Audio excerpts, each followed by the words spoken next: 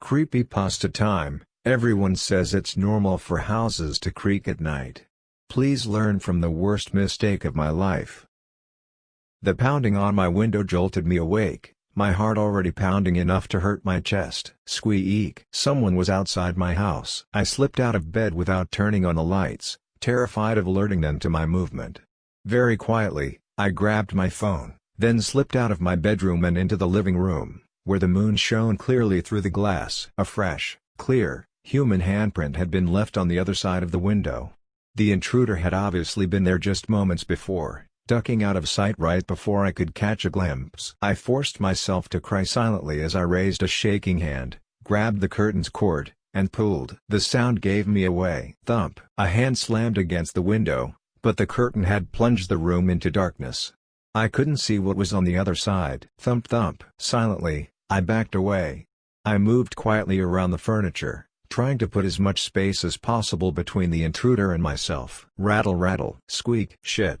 Had I locked the back door? I turned around and sprinted into the next room. The moonlight was bright enough to make the back door quite visible. Two things were very clear. The first is that I had remembered to lock the deadbolt. The second is that the deadbolt was the only thing protecting me, because I'd forgotten the lock and the knob itself. Someone was turning it from the other side, slowly but forcefully trying to push the door open. Squeak! I slinked over to the door as quickly as I could without making any noise. By the time I reached the opposite wall, my hands were shaking so badly that I didn't know if I'd be able to operate the lock. I reached out my trembling fingers, touched the knob, closed my eyes, and clicked it into place. Then I jumped back like my hand had been burned. For a moment, nothing happened. Then the intruder got angry. Slam, slam, slam. They must have been hurling their entire body at the door, shaking the whole frame.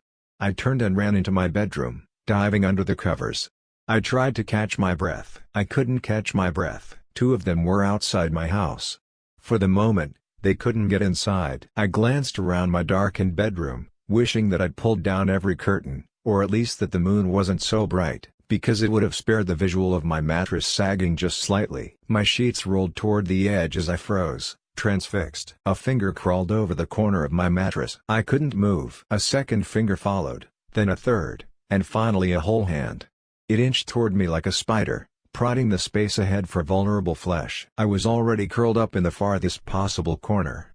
There was no retreat left to take. The hand moved forward at an angle that forced me to accept what I'd been denying. Someone was under my bed, and their hand was pale blue. The chill down my spine grew more and more intrusive before I finally realized that something was tickling the back of my neck. I whipped my head around. A blue, wiggly finger with a dirty, broken nail was now poking around the opposite side of the mattress, proving that the intruder's arms were spread impossibly wide. Panic overwhelmed me.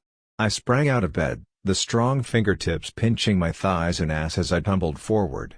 I caught my balance while running and barreled out the bedroom door. I consciously avoided looking anywhere but straight ahead while racing through the living room and into the hallway. I screeched to a halt just below the attic access, leaping for the cord as a loud groan bellowed from my bedroom. I missed the cord. Thump! Something was moving into the living room. I jumped again. I missed again. Thump! They were following my path into the hall. I leapt for the cord once more, falling short by a laughably wide margin. Thump! They wanted to drive me out the front door, undoubtedly into the arms of the intruders waiting outside. I focused, moved, and reached one more time, nabbing the cord and pulling down the foldable ladder with all my body weight. Groan! It was just behind me at the end of the hall, but I knew better than to look. I was halfway up the ladder before it took another step. I popped into the attic, rolled over, and reached down to pull the ladder up behind me. It didn't move. The intruder had grabbed the lower rungs and was pulling back. I nearly threw up. Instinct moved faster than conscious thought. I had grabbed a heavy storage box and moved it to the opening before stopping to think.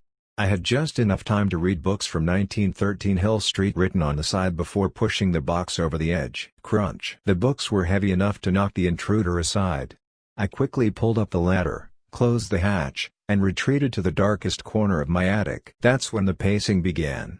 Up and down the hall, over and over, while I shiver in the darkness with no idea what comes next, because even the best laid plans can go awry in the strangest of ways. I'd followed the Revive family for weeks before moving on them.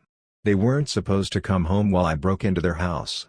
I'd almost made it out when they returned early. What options do you have once someone has seen your face? I killed their little boy first so that he wouldn't have to watch his parents die. See?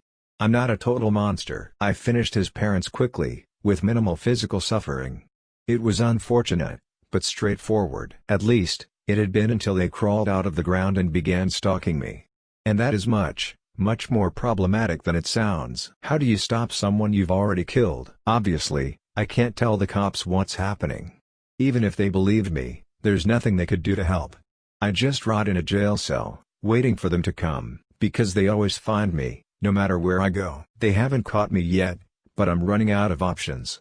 I don't know what they intend to do to me, but there's a 100% chance it won't be something nice. And now I'm stuck in my attic with no plan and no hope as they pace ceaselessly below me. I guess I'm getting what I deserve.